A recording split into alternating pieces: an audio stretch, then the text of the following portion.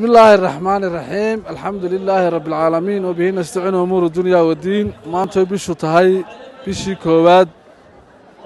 تضبي سديد إلى تكيدي لواكن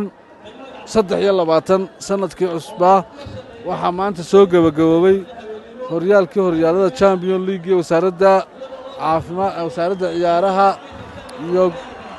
حريركا كوبدا عقتو أي سوودين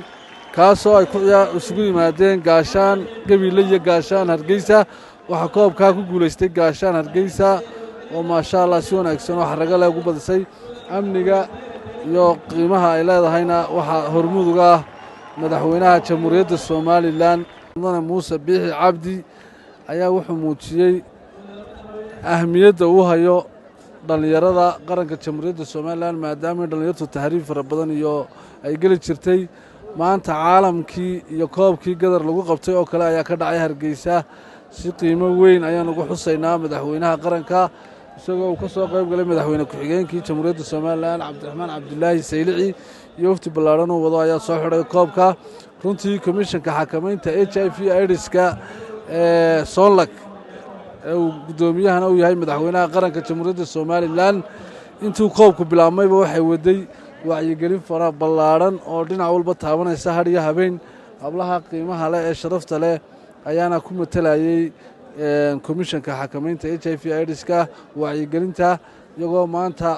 broshuuro u qaybiyay tarabuunada iyo madaxda ka soo qayb gashay koobka iyo xidhitaanka koobka runtii wacyigelintu inta ay soo socotay waxaa har iyo habeenba heegan loogu ahaa oo halkan laga dirayay fariinta wacyigelinta